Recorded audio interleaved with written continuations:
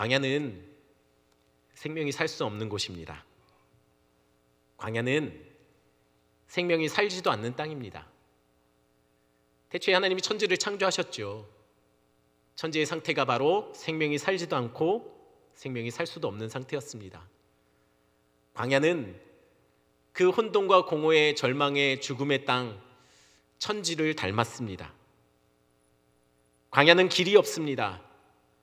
광야는 물도 먹을 것도 없는 죽음과 절망밖에는 없는 땅입니다.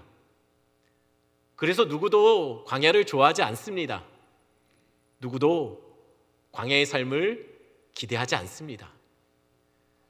누구도 광야에 머물고 싶어 하지 않습니다. 광야는 그런 곳입니다. 하나님이 천지를 만드셨다면 여전히 이해가 안 되는 것은 그냥 어차피 그 천지를 통해서 에덴 동산을 만들 거라면 한 번에 짠 만드시면 좋지 않습니까? 근데 하나님은 천지를 통해서 복지를 만드셨어요. 하나님은 애굽에서 출애굽한 이스라엘 백성들을 그냥 바로 적과 꿀이 흐르는 땅으로 넣어주시면 좋지 않습니까? 그런데 하나님은 이스라엘 백성들을 적과 꿀이 흐르는 땅으로 인도하기 전에 광야를 통과하게 하셨어요. 하나님은 늘 그의 백성들을 광야로 인도하시더라는 거예요. 광야는 누구도 원하는 곳이 아닙니다. 그럼에도 광야는 누구라도 서게 되는 곳이 광야죠. 그래서 이상하다는 거예요. 이 창세기를 읽고 있는 원 독자였던 이스라엘 백성들이 지금 광야에 있습니다. 아니, 왜 그들이 광야에 있는 것일까요? 누구도 원하지 않는 땅인데, 누구도 가고 싶어 하지 않는 곳인데, 하루라도 버티기 힘든 곳인데, 그 절망과 죽음의 땅인 광야에 왜 그들이 서 있느냐라는 거예요. 그들이 광야를 목적지로 삼고 왔기 때문일까요? 아니요. 광야는 누구도 원하는 곳이 아닙니다. 이스라엘 백성들은 애굽에서 그 애굽을 출발하면서 그들은 적과 꿀이 흐르는 땅에 갈 거라고 생각하고 출발했습니다. 그런데 애굽에서 나온 그들이 적과 꿀이 흐르는 땅이 아닌 지금 광야에 서 있는 거예요. 원하지 않았지만 말입니다. 그러니 이상하다는 거예요. 한번 지도를 한번 볼까요? 옆에 지도는 이스라엘이 가나안 땅까지 가는 과정의 경로를 표시한 겁니다. 사실은 이보다 훨씬 더 복잡해요. 무려 40년 동안이나 이들은 광야에서 이렇게 마치 길을 잃어버린 것처럼 헤매고 다녔다는 거예요. 이상하지 않습니까? 이스라엘이 애굽에서 출발했던 고센 땅에서 가나안까지 직선거리는 340km입니다. 이렇게 가면 돼요. 340km면 서울에서 부산까지 직선거리 정도가 됩니다. 아이들을 감안해서도 아무리 넉넉 잡아도 한 달이면 충분히 갈 수 있는 거리예요. 그런데 한 달도 안 걸리는 거리를 무려 40년 동안이나 이스라엘 백성들이 헤매고 다니다가 결국 가나안 땅에 들어가죠. 이 사막 같은 곳을 40년 동안이나 그들은 그곳에서 삶을 살아왔다는 거예요. 제가 미국 서부를 여행할 때 서부에 가다 보면은 사막이 있습니다. 잠시 차에서 내려서 잠깐 사막 체험 좀 하자고 멈춰서서 잠깐 내렸던 기억이 있어요. 학생들을 데리고 같이 갔었는데 내렸는데 제가 담당했던 아이들이 갑자기 내리자마자 야 사막이다 하고서 내리는데 갑자기 내리자마자 아 뭐야 하고 전부 다 들어가는 거예요. 사막에 정말 내리는 순간 숨이 턱 막혀요. 순간 와 여기서 못 살겠다 싶은 생각이 들었습니다. 그런 곳입니다. 그런 곳에 무려 이스라엘이 40년 동안 있었어요. 아니 길을 잃어서 그런 걸까요? 이스라엘 백성들은 지금 구름 기둥과 불 기둥 따라서 인도받고 있습니다. 이동하고 있습니다. 하나님의 인도를 받아서 그들은 광야로 나갔다는 거예요. 그러니 길을 잃은 것은 아니죠. 목적지가 적과 꿀이 흐르는 가나안이지 않습니까? 그런데 왜 그들이 광야에 있을까요? 게다가 더 참담한 일이 벌어지고 있습니다. 애굽에서 출발할 땐 다들 젖과 꿀이 흐르는 가나안 땅, 약속의 땅에 들어가겠다고 생각하고 출발했지요. 그런데 이 40년 동안 그 믿음, 그 약속 붙잡고 나왔던 사람들이 한 명 한 명 광야에서 죽어가요. 여호수아와 갈렙을 제외하고는 전부 그 광야에서 죽었더라는 거예요. 약속을 받았는데, 약속 붙잡고 나왔는데도 불구하고 광야에서 그들이 전부 다 생을 마감하고 있더라는 것이에요. 가나안을 밟아보지도 못하고 말이죠. 하나님이 약속을 잊은 걸까요? 이것을 도대체 어떻게 이해해야 될까요? 왜 약속의 땅을 바라보고 나왔는데 왜 광야에서 그들은 생을 마감하고 있냐는 거예요. 어쩌면 이게 우리도 같지 않습니까? 우리도 모르고 우리가 원하지도 않았지만 기가 막힌 삶의 광야에 늘 머물러 있는 우리들을 보고 있지 않습니까? 예수 믿으면 복 받아야 하는 거 아닌가요? 하나님의 백성이 되면 이전보다 더 나은 삶을 살아야 정상 아닙니까? 젖과 꿀이 흐르는 그런 삶을 경험할 줄 알았습니다. 그런데 왜 자꾸 우리는 원하지도 바라지도 않았던 광야에 서게 되는 모습을 보게 되는 것일까요? 우리 중에 누군가는 어느 날 청천벽력처럼 의사로부터 암 선고를 받은 사람이 있을 겁니다. 우리 중 누군가는 가장 믿었던 사람으로부터 사기를 당하기도 했을 겁니다. 회사에서 해고 통보를 받기도 하고 당장 메워야 할 돈 때문에 이리 뒤척 저리 뒤척하며 긴 밤을 보내는 성도들도 있을 겁니다. 기도하며 준비했던 사업이 송두리째 무너지는 것들을 경험하는 성도도 있을 것입니다. 우리는 원하지 않아도 우리도 모르는 순간 우리가 광야에 서 있는 것을 깨닫게 된다는 것이죠. 그래서 이해가 안 된다는 겁니다. 매일 말씀 붙잡고 살았는데 왜 우리가 광야에 서 있게 됩니까? 아니, 기도하며 하나님 약속 붙잡고 살았는데, 늘 예배하며 몸부림치며 살았는데 왜 우리는 우리가 원하지도 않은 광야의 삶을 경험할 수밖에 없냐는 것이에요. 모세는 오늘 본문에서 약속을 믿고 나왔지만 정작 가나안 땅이 아닌 광야의 삶 앞에서 무너져 내리고 당황하고 있는 이스라엘 백성들을 향해 한 사람을 소개하고 있습니다. 그가 누구입니까? 아브라함이에요. 그도 이스라엘 백성처럼 약속 믿고 하란에서 출발해요. 거대한 도시, 풍요의 도시, 성공과 명예의 도시, 그 하란을 그도 출발합니다. 출발하며 하나님이 주신 복을 그는 붙잡았습니다. 막연히 좋은 일 있겠지, 잘 되겠지, 하나님이 복 주신다 했으니 그는 과감하게 하란을 믿고 하나님 믿고 출발했습니다. 아브라함은 굉장한 결단을 한 거예요. 그게 얼마나 대단한 결단을 했는지 한번 5절을 볼까요? 5절 말씀 한 목소리로 읽겠습니다. 아브라함이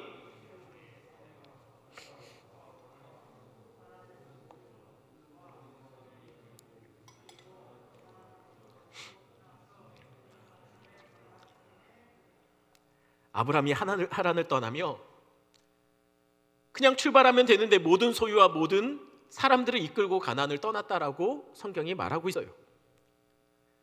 그런데 아브라함이 이렇게 무작정 떠나면 안 되는 거 아니겠습니까? 너무 대책 없이 떠나는 거 아닐까요? 아니, 이렇게 거대한 식구들을 데리고 이동할 거면 미리 답사라도 가야 될 거 아닙니까? 제가 부산에서 오산으로 이사 올 때 저희 교회에서 너무 모든 것들을 다 잘 배려해 주셔서 사택을 잘 꾸며주셔서 저는 걱정이 없었습니다. 하지만 제가 우리 그렇다고 해서 오산 제일교회 이렇게 준비하는 것들을 제가 못 믿어서가 그런 것은 아니지만 제가 그럼에도 불구하고 몇 번 올라왔습니다. 집도 보고 그래야 버릴 것도 가져갈 것도 구분해서 잘 챙길 거 아닙니까? 아이 학교도 어느 학교를 보내야 되는지 주변에 학교도 살펴보고. 여러분, 아브라함 이렇게 무작정 너무 무모하게 올라오는 거 아닙니까? 미리 사라랑 한번 둘이 답사라도 한번 해봐야죠. 이러다 잘못되면 돌이키지도 못하는 거 아닙니까? 제가 대학 다닐 때 저희 학교 도서관이 늘 자리가 부족했어요.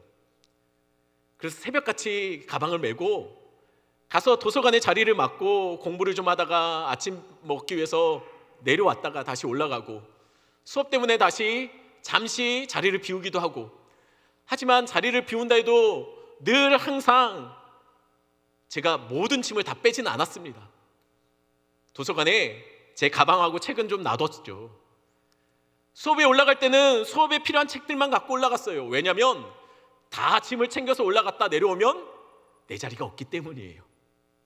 그렇기 때문에 내가 몇 시부터 몇 시까지 자리를 비웁니다, 혹시 그 시간에 쓰실 분들은 앉아서 공부하셔도 좋습니다라는 메모는 남겨놔도 제가 자리를 다 빼지는 않았습니다. 짐을 다 빼지는 않았습니다. 그래야 돌아올 때 내 자리가 남아있는 것이죠. 아브라함이 이렇게 온 식구 다 데리고 짐 다 싸들고 출발하면 되겠습니까? 이러다가 하란 갔다가 이게 아니다 싶으면 어떡합니까? 그때는 돌이키지 못하는 거 아닙니까? 그때는 돌아와도 자기 자리 없을 겁니다. 그러니 아브라함이 모든 짐을 다 짊어지고 모든 가족들을 다 데리고 하란을 떠났다는 말의 의미는 무엇일까요? 안 돌아오겠다는 겁니다. 돌이키지 않겠다는 얘기예요. 하나님께 올인했다는 겁니다. 하나님 복 주시겠다고 약속했으니 다른 데 안 생각하지 않고 믿고 출발한 것이죠. 여러분, 이 정도 결단했다면 하나님이 복 줘도 되는 거 아닙니까? 당연히 아브라함을 이 정도 헌신했다면 하나님이 잘 되게 하셔야지 맞는 거 아닙니까? 아브라함은 앞으로 잘 될 일만 남은 것 같습니다. 그런데 우리의 기대와는 다르게 아브라함의 삶이 그렇지 않더라는 거예요. 한번 6절 볼까요? 어떤 일이 벌어지고 있는지. 6절 말씀 한번 한 목소리를 같이 읽겠습니다. 아브라함이 그 땅을 지나 세겜 땅 모레 상수리 나무에 이르니 그때에 가나안 사람이 그 땅에 거주하였더라. 일단 아브라함이 가나안에 들어왔습니다. 근데 성경에 보니까 그 땅을 지나 세겜으로 갔다라고 얘기 나오고 있어요. 그 땅을 지났다라는 말의 의미는 원어로 보면 그 땅을 통과해서 왔다는 얘기예요. 지났다는 거, 통과했다는 말의 의미가 뭡니까? 한번 지도 볼까요? 여러분, 아브라함이 이렇게 하란에서 출발해서 다른 곳에 이렇게 마음 빼앗기지 않고 다른 곳에 머물지 않고 그냥 바로 세겜으로 내려간 거예요. 다른 것에 마음 쓰지 않고 곧바로 세겜으로 간 것이죠. 이 얘기가 무슨 얘기입니까? 지금 아브라함은 마치 세겜을 목적지로 두른 것처럼 다른 곳에 시간 빼앗기지 않고 세겜으로 향해서 묵묵히 가고 있다는 것이죠. 여러분, 아브라함이 세겜으로 간다는 얘기는 무슨 말일까요? 아브라함이 세겜을 잘 알고 있었다는 얘기일까요? 아브라함이 세겜을 목표로 그냥 막 나가고 있는 것은 아브라함이 세겜이 어떤 곳인지 알고서 갔다는 이야기일까요? 그렇지 않습니다. 여러분, 아브라함은 분명히 초행길이었어요. 세겜을 잘 모릅니다. 성경에 보니 아브라함은 갈 바를 알지 못하고 갔다라고 이야기하고 있어요. 그러니 분명 아브라함은 세겜을 알고 간 것이 아닙니다. 그냥 간 것이죠. 아니, 그런데 어떻게 그냥 알지도 못하는 곳을 마치 내 목적지는 저기야 인 것처럼 다른 곳에 마음 빼앗기지 않고 거기로만 묵묵히 가는 것일까요? 아브라함은 모르지만 하나님이 세겜으로 아브라함을 끌고 가시는 거예요. 잘 모르지만 하나님이 지금 아브라함을 몰아가시는 거예요, 세겜으로.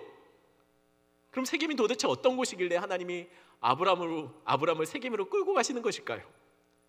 세겜이라는 말은 어깨라는 뜻이에요. 어깨. 이 사진을 한번 볼까요? 여러분, 이게 지금 현재의 세겜의 모습입니다. 세겜의 모습이 어떻게 보입니까? 제법 높은 산지에 있는 것 같지 않습니까? 그래서 이곳이 세겜입니다. 어깨입니다. 말하자면 산 꼭대기 정상이 머리라고 하면 세겜은 어깨쯤에 있다는 뜻이에요. 산 높은 곳에 있다는 것이죠. 또한 세겜의 사진상으로 보면 녹색이 많지 않습니까? 녹지지 않습니까? 여러분, 가나안은 대부분이 광야와 황무지로 이루어졌어요. 이렇게 녹지가 있는 곳이 그렇게 흔치 않습니다. 근데 세겜은 고지대에 있고 녹지고 물도 잘 구하기 쉽고 풀도 많이 나서 기운도 사람이 살기에 참 괜찮은 땅이었어요. 한마디로 살기 좋은 곳입니다. 하나님이 세겜으로 아브라함을 이렇게 몰아가신 거예요. 그리고 본문에 보니 아브라함이 도착한 곳은 사실은 세겜이라기보다는 좀 더 구체적으로 성경이 말하고 있죠. 세겜 땅 모래 상수리 나무라고 기록되어 있습니다. 그럼 모래 상수리 나무라는 말은 무엇일까요? 모래라는 뜻은 원어상으로 해석하면 가르침, 교사 이런 뜻이에요. 이것은 또 다른 말로는 무당, 점장이 무당이 가르치고 알려주지 않습니까? 그래서 이 모래라는 뜻은 무당으로도 해석되고 점쟁이라고도 해석됩니다. 모래 상수리 나무는 그러면 뭡니까? 무당들의 상수리 나무예요. 상수리 나무는 이렇게 생겼습니다. 여러분 어떻습니까? 왠지 영험해 보이지 않습니까? 만약 이런 나무가 우리나라 마을 입구에 있다면 어떤 일이 벌어질까요? 아마 이런 일이 벌어질 겁니다. 이게 뭐죠? 막 이것저것 붙여놓는 거죠. 걸어놓는 거죠. 즉 모래 상수리 나무는 무당들의 상수리 나무입니다. 이곳에서 신께 제사 드렸다는 거예요. 실제로 호세아서 4장 13절에 보면 이곳에서 이스라엘 사람들이 상수리 나무 밑에서 행음하는 가나안 우상을 섬겼다라는 기록이 나와요. 즉 가나안 우상이 뭡니까? 행음하면서 가나안 우상, 이거는 바로 바알과 아세라 상이죠. 축복, 풍요와 다산, 번영, 물질, 돈의 신이죠. 결국 무슨 말이냐면 세겜은 입구에 이런 모래 상수리 나무가 있었다는 거예요. 이 말은 바꿔 말하면 무슨 말입니까? 이 도시는 풍요, 성공, 돈, 이것을 그들의 섬김의 대상으로 삼았던 도시였다는 얘기예요. 다시 다른 말로 하면 세겜은 하란을 꼭 닮은 도시예요.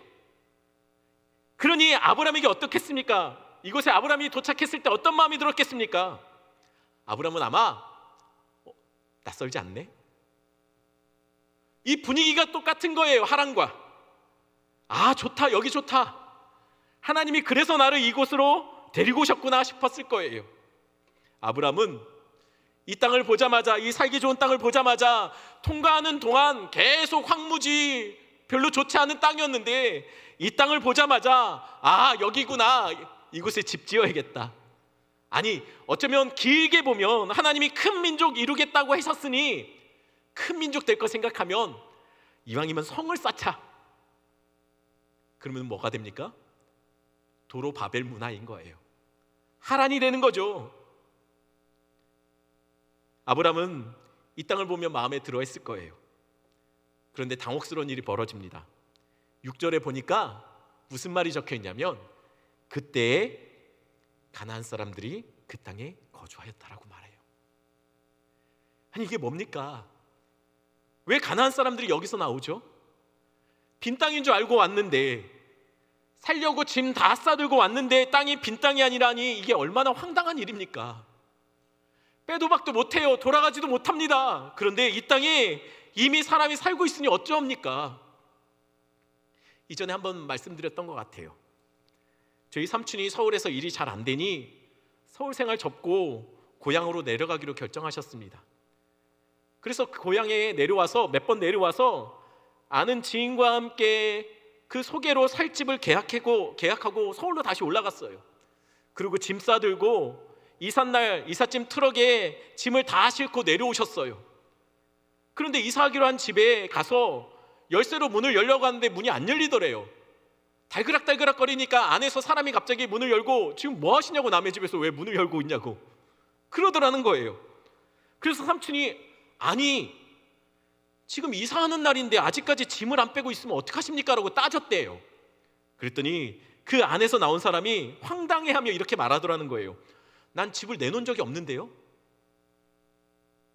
알고 봤더니 그 집을 소개해줬던 사람으로부터 사기를 당한 거예요. 저희 삼촌이. 결국 어떻게 되었을까요? 이삿짐 트럭은 올라가야 된다고 짐을 길바닥에서 다 내려놓고 올라가 버렸습니다. 저희 삼촌이 졸지에 길바닥에 나앉게 된 거예요. 하늘이 노래지죠. 뒷목이 뻣뻣해서 뒷목 잡게 되는 거예요.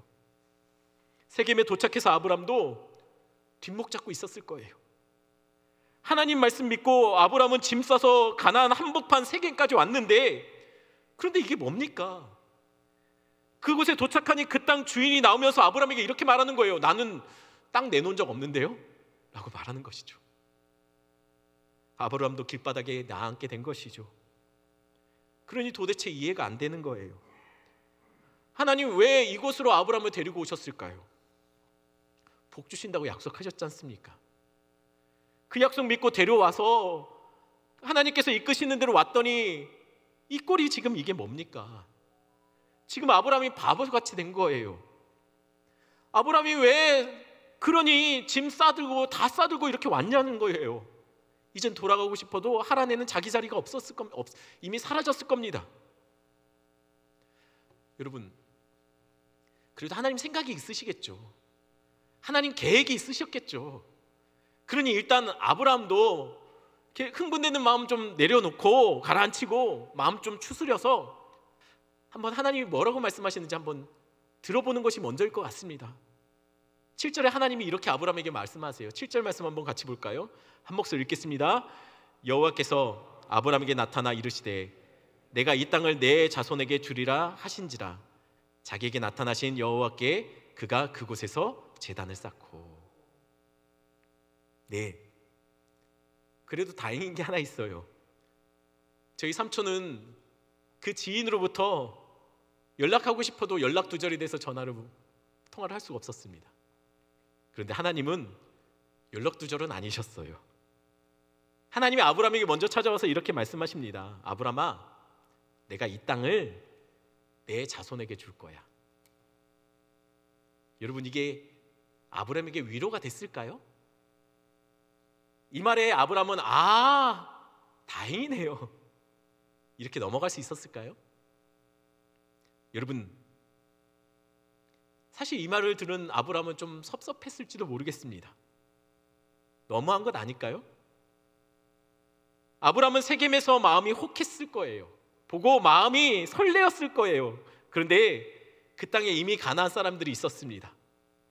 그래도 하나님이 데려왔으니 무언가 기대하고 하나님의 말씀을 들었는데 하나님이 말씀하시기는 이 땅을 주시기는 주실 거랍니다. 그런데 아브라함아, 너 아니고 내 자손 중에 누가 받을 거야 라는 거예요.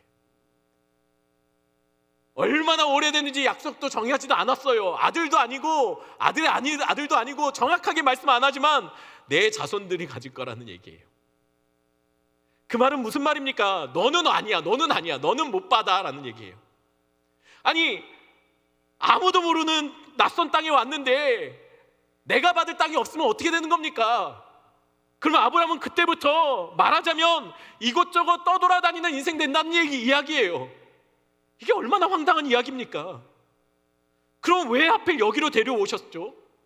괜히 마음 설레이게, 괜히 좋은 거 보여주시면서 이거 안 줄 거야, 넌 아니야 라고 얘기하면 마음 설레이지 않습니까? 괜히 좋았다 마는 거 아닙니까? 요즘 아이들 용어로 이거 심쿵이죠. 심쿵이 뭐죠? 심장이 쿵쾅쿵쾅 거릴 정도로 설레었다는 얘기예요. 지금 아브라함이 괜히 세겜 보고서 심쿵했다는 거예요. 그러니 이상하다는 거예요. 아니, 왜 굳이 여기 데리고 오셨나요? 잠시 좋았다 말았지 않습니까? 그리고 짐 싸서 아브라함이 그 다음에 어디로 이동했는지 볼까요? 9절 말씀 한번 보겠습니다. 여기에서 살 수 없으니 세겜에서 못 사니 그가 떠나간 곳은 9절에 이렇게 말합니다. 한번 한 목소리 읽습니다. 점점 남방으로 옮겨갔더라. 남방으로 이동했답니다. 남방이면 더 좋은 것일까요? 아닙니다. 남방은 원어로 네게부예요. 이 단어의 원어가 네게부인데 네게부의 뜻이 뭐냐면 황무지 광야라는 뜻이에요. 세겜에서 못 사니 아브라함이 지금 광야로 나아가고 있는 거예요.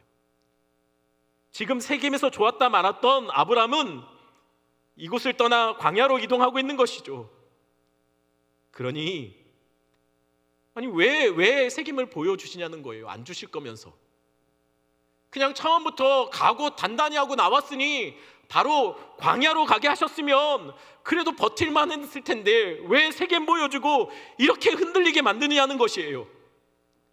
세겜에서 광야로 떠나는 아브라함의 마음을 생각해 봅시다. 어땠을까요? 속상했을까요? 짜증이 났을까요? 하나님께 당했다는 마음이 들었을까요? 하나님이 원망스러웠을까요?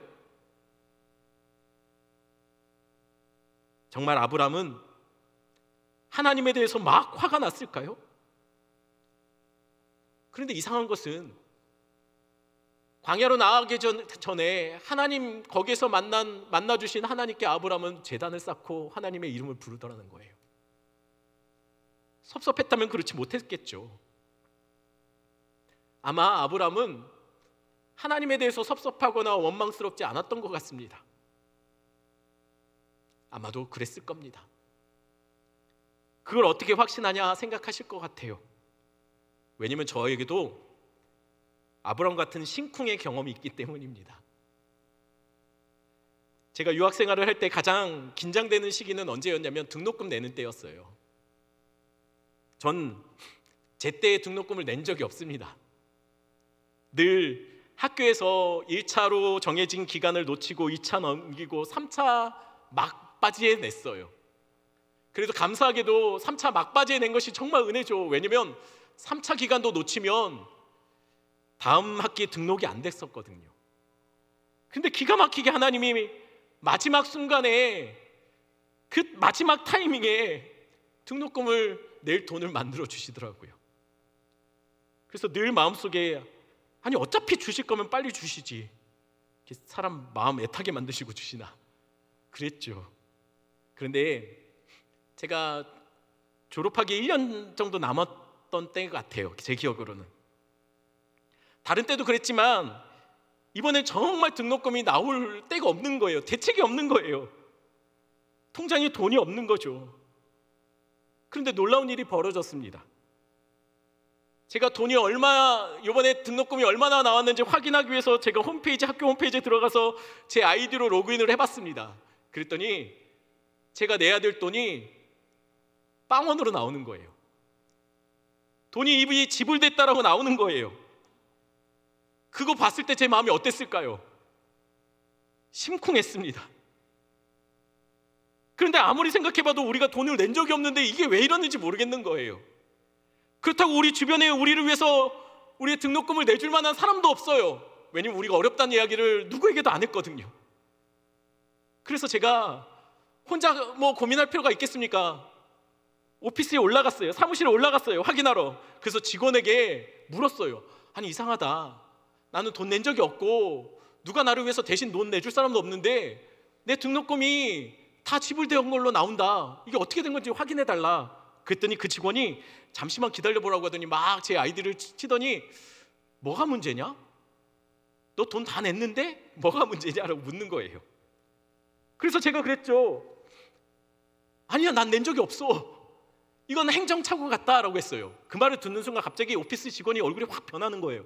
왜냐면 뒤에 자기 보스도 있는데 내가 행정착오다라고 하는 순간 뒤를 보면서 막 화를 내기 시작하는 거예요.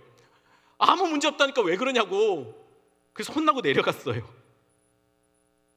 그 직원이 자꾸만 저한테 이상 없다, 넌 이미 돈 다 지불됐다 라고 말하는 그 말이 마치 하나님이 나에게 말씀해 주시는 것처럼 듣고 싶었어요. 하나님의 말씀처럼 들리고 싶었어요. 그런데 내려가서 여러분 아무리 생각해도 그날 밤에 잠을 자는데 잠이 안 오는 거예요. 묘한 기분이 드는 거죠. 좋으면서도 불안하고. 그래서 집사람과 이것에 대해서 같이 이야기 나누면서 아무래도 내일 한 번 더 올라가 봐야겠다. 그래서 다음날 또 올라갔어요. 그 직원에게 또 물었죠. 다시 한 번 좀 확인해 봐달라. 아무리 봐도 나는 낸 적이 없다. 이거 뭔가 문제가 생긴 것 같다 그랬어요. 그랬더니 그 직원이 다시 막 화를 내면서 아니 왜 자꾸만 귀찮게 하냐, 맞다는데. 그래서 다시 한번 확인해 달라고 제 아이디 적어놓고 다시 내려왔습니다. 그런데 다시 집사람과 기도하는데 아무래도 정말 아닌 거예요. 아무래도 한 번 더 올라가자 싶었어요. 그런데 이 상황이 되게 어처구니가 없는 거예요. 우리는 누구라고 말할 것도 없이 서로 이렇게 서로 질문하기 시작했어요. 무슨 질문을 하겠냐면 근데 진짜 행정착오면 어떡하지? 우리 돈 낼 돈 있나? 없지. 아니 이제 3차 마감도 다 돼가는데 어떻게 할 건데? 글쎄, 혹시 우리가 사무실에 안 가면 돈 안 내도 되겠지? 어차피 낼 돈도 없잖아. 여러분, 그런 생각 목사지만 부끄럽게 잠깐 했습니다. 그런데 그렇게 하면 내가 목사인데 두고두고 나중에 제가 섬길 성도들한테 부끄러워질 것 같았어요. 지금 이걸 고쳐놔도 낼 돈은 없습니다. 낼 방법도 없습니다. 그래도 어떻게 될지 모르겠지만 고쳐놔야 될 것 같았어요. 그래서 한 번 더 올라갔지요. 그 직원을 만나자 여지없이 또 막 뭐라고 하는 거예요. 혼나고 또 내려왔어요. 그리고 마지막으로 한 번 더 올라가기로 했습니다. 4번째. 이때는 어떻게 기도했냐면, 하나님, 이제 마지막입니다. 나 이번에 올라가서 아니라고 하면 이제 다시는 안 갈 겁니다. 그런 줄 아십시오 하고 올라갔어요. 근데 그 직원이 저를 보자마자 이번엔 저를 너무나 반갑게 맞이하는 거예요. 불안하게. 너무 반가워하면서, 재현, 나 너 기다리고 있었어 하더니 말을 하는 게 뭐였냐면, 네 말이 맞다. 행정착오다. 다시 고쳐놨으니 이제 돈 내도 된다. 여러분, 잠깐 심쿵했어요. 다시 세겜에서 광야로 내몰리는 기분이었죠. 근데 여러분, 이 말에, 이 직원의 말에 제 마음이 어땠을까요? 막 하나님이 원망스러웠을까요? 막 화가 나고 짜증이 났을까요? 여러분, 이거 참 뭐라고 말하기 그런데 이때 기분이 아주 이상했어요. 그 직원으로부터 말을 듣는데 기분이 아주 묘한 거예요. 저희 그 오피스에서부터 저희 기숙사까지 내려오는 길이 굉장히 멋진 숲길이에요. 내려오면서 막 찬양이 터지는 거예요. 감사가 터지는 거예요. 마치 정신 나간 사람처럼 노래 부르면서 내려왔어요. 왜 그랬을까요? 왜냐하면 솔직히 흔들렸거든요. 목사로서 창피하게 솔직히 좀 설레었습니다. 그래서 마음 같아서는 그냥 세겜에 머물고 싶은 마음, 이 상황에 그냥 눌러앉고 싶었어요. 안 바꾸고 싶었어요. 그런데 올라가서 미련 없이 내가 이것에 흔들리지 않고 내가 단호하게 이거 아니라고 말해놓고 내려오는데 너무 마음이 자랑스럽고 뿌듯한 거예요. 마음이 정리가 된 거죠. 그래서 그 직원에게 땡큐하고 나오면서 그 오피스의 문을 열고 나오려고 하는데 그 직원이 저를 자꾸 이렇게 얘기하는 거예요. 그런데 너 등록금 낼 수 있어? 그 직원이 저한테 물어보더라고요. 아니, 돈 없는데. 그래? 그러면 이거는 우리 실수잖아. 그러니까 너는 등록금 마감 시한 신경 쓰지 말고 낼 수 있을 때 내도 돼 라고 말해주더라고요. 그 말에 속이 후련했어요. 아, 그래도 하나님이 이래서 나를 이곳에 문제 생기게 하고 이렇게 해주셨구나 라는 생각이 들었습니다. 그래서 내려오면서 찬양 부르고 감사 기도하면서 이렇게 하나님께 기도했어요. 하나님, 이제 마감 시간 신경 안 쓰셔도 됩니다. 주시고 싶으실 때 주셔도 돼요. 하나님, 어차피 하나님께서 주실 거 아닙니까? 그러니 하나님, 마감 시한 신경 쓰지 마시고 주님 주시고 싶을 때 주세요. 그런데 어차피 주실 거면 너무 마음 내가 졸이지 않게 주님, 이왕이면 빨리 주세요 라고 기도하고 내려왔어요. 맞습니다. 아브라함 세겜에서 설레었을 거예요. 그도 세겜에 머물고 싶었을 거예요. 세겜 보면서 하란 생각나서 미련도 생겼을 겁니다. 그런데 흔들렸던 아브라함이 세겜을 떠나며 지금 광야로 발걸음을 옮기고 있어요. 이때 아브라함은 속상하거나 짜증이 났을까요? 아닐 겁니다. 오히려 아브라함 마음이 후련했을 거예요. 여전히 하란을 떠났지만 하란 앞에서 흔들리고 있었거든요. 하란에 미련이 있었을 거거든요. 그래서 그거 세겜에 다 내려놓고 떠나며 오히려 지금은 하나님, 이제 어떻게 하실 건데요? 나 이제 어떻게 하실 건데요? 하나님께서 하실 일들이 기대되고 그랬을 겁니다. 마치 놀이동산에 놀이기구를 탈 때 놀이기구가 처음에 어떤가요? 덜컹덜컹하면서 천천히 그 롤러코스터의 가장 높은 곳으로 올라가지 않습니까? 그러다가 놀이기구가 가장 높은 정상에 서면 꼭 한번 서요. 거기서. 아니 그냥 한 번에 그냥 다 해버리지 꼭 거기서 섭니다. 왜 쓸까요? 왜 가장 높은 곳에서 멈출까요? 경치 감상하려고 멈춥니까? 아닙니다. 이제 달릴 준비하라는 거예요. 이제부터 스릴 있게 속도 높일 테니 긴장하라는 것이죠. 이제 마음의 준비하라는 거예요. 왜 하나님이 세겜에서 아브라함을 세겜으로 끌고 가셨을까요? 그곳에 멋진 도시의 야경을 보여주시기 위해서 갔을까요? 그렇지 않습니다. 하나님은 이제 너 나와 광야로 여행 출발하는데 마음 준비하라는 거예요. 그동안 묵은 때, 하란에서 묵은 때가 있다면 다 여기다 내려놓고 나랑 이제부터 한번 멋지게 달려보자라는 거예요. 미련 없이 광야에 출발할 준비하라는 것이죠. 왜냐하면 광야는 다른 것 붙잡고 살 수 없는 땅이니까. 지금 아브라함에게 하나님은 하란에서 여전히 붙잡고 나와 있는 그 기대감들, 미련들 다 내려놓고 하나님만 붙잡으라는 것이죠. 그래서 세겜에서 잠시 머문 겁니다.